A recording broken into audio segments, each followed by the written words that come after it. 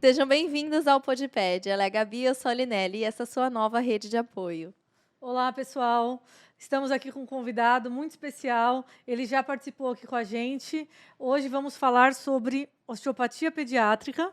Se apresenta um pouquinho para a gente, para o pessoal que ainda não te conhece.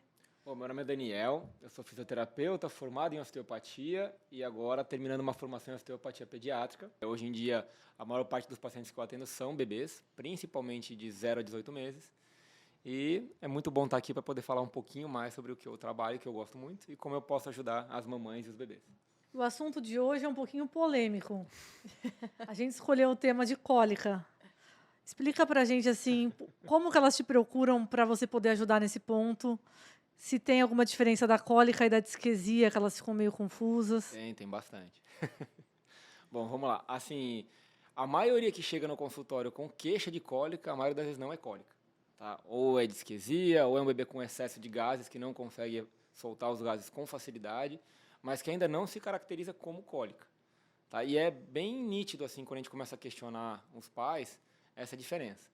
Por exemplo, na disquesia, o bebê tem essa dificuldade entre fazer a força para evacuar e relaxar a musculatura da pelve para poder sair essas fezes. E tem um pouco da imaturidade e, às vezes, algumas tensões no corpinho podem dificultar isso. Só que assim que o bebê consegue evacuar, ele relaxa e parece que nada aconteceu. A mesma coisa com o excesso de gases. A hora que o bebê consegue soltar esses gases, ele relaxa e tudo passa. Agora, a cólica não passa por nada. A mãe põe no peito, dá para a avó, para o marido, dá para quem for e não passa. E aí é uma dor que o bebê tem. E aí só vai sossegar quando a dor passa. Só que a maioria das vezes, assim, o choro do bebê incomoda muito os pais de uma forma geral. Então, quando o bebê chora e demora um pouquinho às vezes para passar, já estão pensando que é cólica porque é muito comum. Só que às vezes eles não sabem essas distinções das características. Então, a maioria que chega não é cólica, realmente cólica, assim, segundo os guias médicos, né? Aquele choro por mais de 3 horas ao dia, por pelo menos 3 dias, por pelo menos 3 semanas. Até aí, os pais já enlouqueceram para descobrir, né? Sim. Então, a gente vê isso, é um choro inconsolável que nada acalma. Aí é realmente cólica. Mas quando a gente começa a colher esse histórico do bebê e do dia a dia, a gente percebe que muitas vezes é ou a disquesia ou um excesso de gases. E aí o excesso de gases muitas vezes está relacionado à alimentação da mãe, ou a pega do bebê, que ele acaba engolindo muito ar durante a mamada. Ou a pega, ou um bebê afobado, igual o meu filho mesmo, era muito afobado quando ia pro peito. Engolia muito ar, e aí chegava no fim do dia, estava com aquela barriguinha estufada, cheia de gases, e aí ele acordava durante a noite por conta disso. E aí dá para ajustar com osteopatia? Dá para ajudar bastante. Primeiro você vai diferenciar o que que é, Exato. e aí E depois vai fazer a acalmar técnica. esses pais, né, para explicar direitinho o que está acontecendo. Muitas vezes as pediatras até já começam, já exploram um pouquinho isso no consultório e já me avisam antes. E aí a gente consegue orientar um pouquinho melhor esses pais. Mas dá para ajudar. No caso da cólica especificamente, é descobrir se realmente é cólica e tentar questionar esses pais sobre esses hábitos, desde a gestação, o próprio parto e essas primeiras semanas de vida do bebê, e principalmente a alimentação da mãe, que a gente percebe ter relação com esses desconfortos digestivos de um modo geral. E a osteopatia ela pode ajudar no sentido, primeiro, de tentar acalmar esse bebê, às vezes aliviar algumas tensões ao longo do corpo que já vão deixar esse bebê mais irritado, então seria mais um problema para ele ter que resolver. Outro, que às vezes a própria mobilidade do intestino ou a função do intestino pode estar alterada de alguma forma, que tem relação às vezes com as estruturas que tem ali na cavidade abdominal. A inervação que controla esse intestino, que faz a sensibilidade dele, pode ter algum tipo de comprometimento, por conta de alguma tensão. Ela pode estar um pouquinho mais sensível, e aí esse intestino tem uma resposta aumentada, e pode gerar um desconforto que pode ser a cólica ou não. E a gente tenta equilibrar essas tensões ou corrigir essa alteração no trajeto desse nervo ou nessa mobilidade dos tecidos, e a tendência é que isso comece a normalizar. É óbvio que a maioria das vezes a cólica, quando é cólica mesmo, ela tem mais do que um fator causativo. E aí a gente tem que conversar com a pediatra ou com uma nutricionista se estiver envolvida, às vezes até a gastro mesmo. É muito interessante que quando a gente coloca uma gastro na conversa, a abordagem muda bastante porque ela consegue até ir um pouco mais a fundo nas causas reais. E aí a osteopatia muitas vezes é um tratamento complementar. E hoje em dia tem tido muito caso de bebês com algum tipo de alergia ou intolerância, principalmente o APLV, né, a proteína do leite de vaca, ou então a mãe tem algum tipo de alteração ou alergia que de uma certa forma está causando desconforto no bebê e não necessariamente só o leite de vaca. cada vez mais, na verdade, tem aparecido no consultório quando é cólica real. Tem como a mãe fazer uma prevenção de cólica? Por exemplo, ela teve um neném, ela morre de medo de ter lá o episódio de cólica e já vou começar a levar para fazer osteopatia para não ter cólica. Existe isso ou é mito? Assim, falar que vai prevenir exatamente para cólica, não é que é mito, mas eu não consigo enxergar você ser pontual para prevenir uma cólica com osteopatia. Você pode, como eu tinha falado, assim, você reequilibrar ou dar uma condição melhor de funcionamento para esse corpo, para ele conseguir lidar com os problemas que aparecerem. Como a cólica muitas vezes é multifatorial, a osteopatia teria uma contribuição pequena para prevenir a cólica especificamente falando. Teria muito mais a ver, talvez, com os hábitos da mãe durante a gestação, principalmente, que é quando acaba influenciando muito mais na fisiologia do bebê, até porque eles dividem o mesmo sangue, então tudo que a mãe come, o bebê teoricamente está comendo, mas seria uma coisa complementar. Prevenir pontualmente a cólica eu acho difícil você afirmar, mas você dando melhores condições para o corpo funcionar é um problema a menos para ele lidar ou ele está menos desgastado.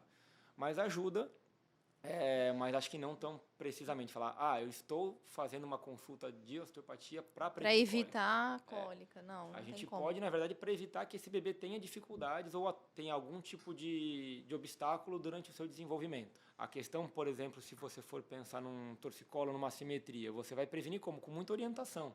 Se o bebê não apresenta esse tipo de problema. Você não precisa mexer em pontos assimétricos se não tem uma queixa disso e falar que está prevenindo.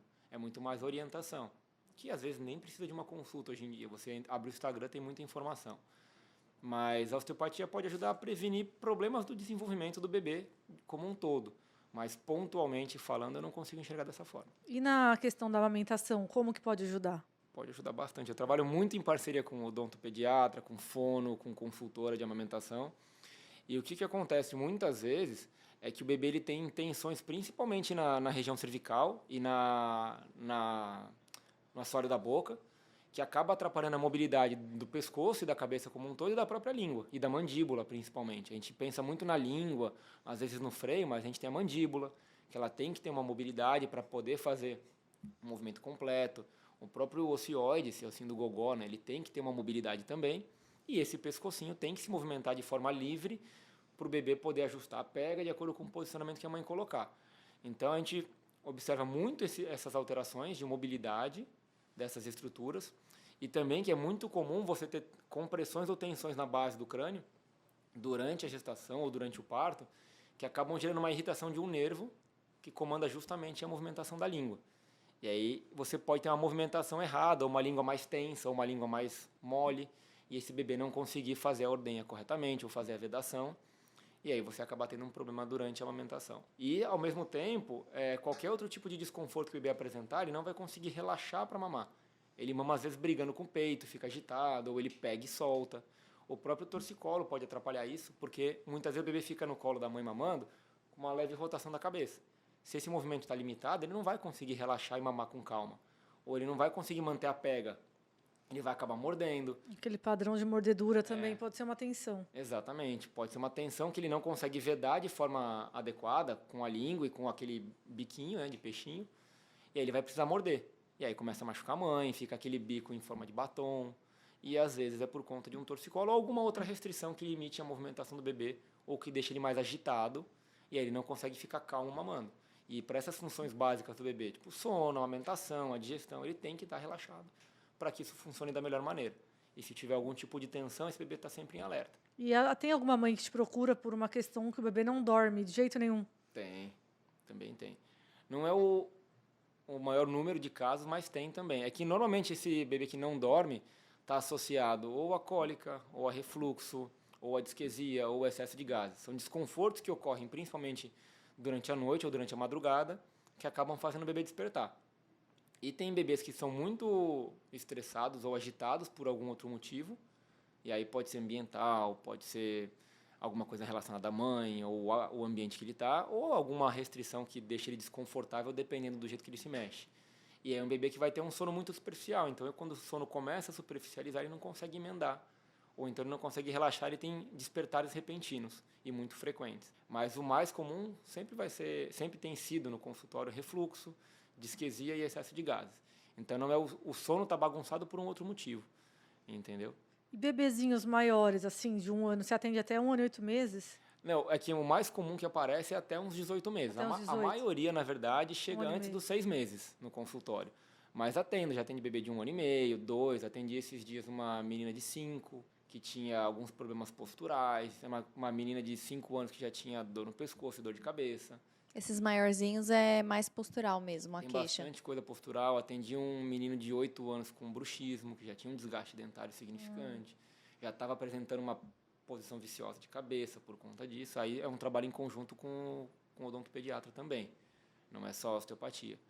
Mas os casos de bebês maiores acabam sendo um pouquinho mais postural e é o que eu comentei, assim, 5, 7, 8 anos, muita relação com problema dentário, assim, de mordida, problema de oclusão, né?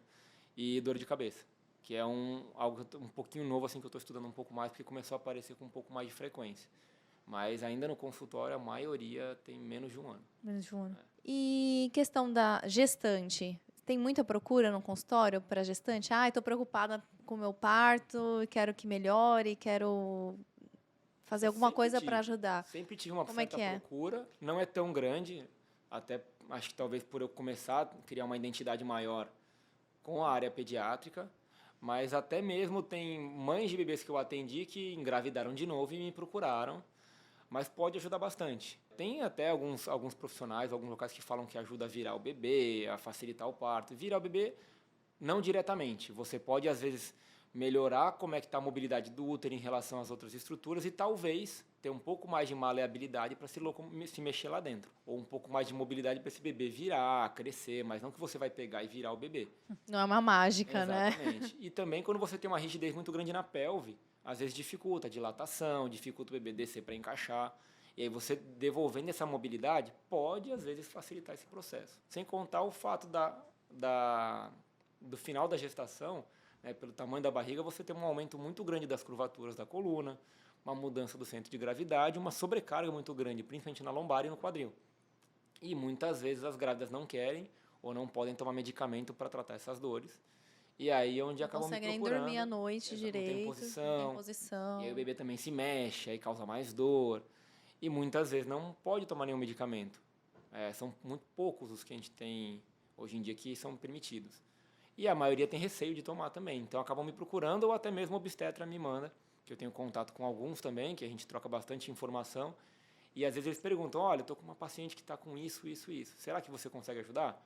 Então essa troca também de informação com esses outros profissionais ajuda muito, porque às vezes a pessoa chega no consultório e não que não tem nada que eu possa fazer, mas tem pouco, o meu tratamento vai ser complementar. Então eu atendo, vejo até onde eu posso ajudar e mando de volta. Mas essa troca é interessante e as gestantes acabam me procurando por conta disso. Porque falam, olha, eu conversei com ele, no seu caso ele consegue ajudar e eu tenho tido um feedback positivo, então vai lá porque eu confio. Então tem uma procura, não é tão grande igual a parte pediátrica, mas também acho que é o segundo público que eu mais atendo. É que o bebês é bem disparado assim a quantidade, mas também é um público. E gestante, assim, no caso de... que eu vejo muito elas reclamando do nervo ciático. É com alongamento ou também você vai apertando o ponto, soltando? Então vai depender do que está causando essa alteração no ciático. É uma compressão a nível muscular, articular, é alguma alteração na coluna em relação ao posicionamento. Vai depender muito da estrutura que está causando o comprometimento do ciático ou seu próprio ciático. A gente vai ter que avaliar para saber o que precisa ser feito ali. Você pode ter a mesma queixa, o mesmo, talvez, processo que causou, mas as estruturas envolvidas são outras. Aí o tratamento vai ser outro. Então, cada pessoa vai ser de um jeito. É lógico, é muito comum nas gestantes você ter uma sobrecarga muscular, desses músculos mais profundos do quadril, que acabam comprimindo ou irritando o ciático. E aí você trabalha essa musculatura, não precisa necessariamente apertar para causar dor, como às vezes a gente vê. E também, se esse nervo está muito sensibilizado, você não pode alongar demais, porque você acaba alongando o nervo. E aí você irrita mais ainda. Então a gente tem algumas técnicas que a gente chama de dessensibilização e também de mobilização neural, que você acomoda esse impulso neural e a tendência é ele normalizar, e aí a dor diminui. Mas a gente tem que olhar outras coisas também que estão influenciando nisso. Maravilha. Perfeito. Respondeu tudo, Li? Sim, todas as perguntinhas. Bom, pessoal, deixa para o pessoal de casa onde elas podem te encontrar, o número do o endereço do seu consultório e o Instagram, que eu acho que é onde elas conseguem com mais facilidade, né? É mais fácil porque pelo Instagram também consegue entrar em contato direto comigo e trocar mais informações. O Instagram é @Dr. Daniel Iago, Dr. Daniel Iago, né? Iago com Y. E eu atendo em 2 locais. Um é no Pramar Corporate, na Clínica Solaces, toda segunda-feira à tarde, das 3 às 17. E de terça a sábado, em um consultório na Carvalho de Mendonça, próximo ao Canal 3. E eu também tenho feito atendimentos domiciliares em Santos, para as mães que não podem ou não conseguem sair de casa. Acaba sendo um pouquinho mais prático também. Maravilha. Então, mamãe, se você tem aí um bebezinho em casa ou você está grávida, entra no Instagram do doutor, @Daniel Iago, e vamos lá. Tá bom? Se você ainda não se inscreveu no canal, se inscreva, ative as notificações e até o próximo vídeo. Tchau!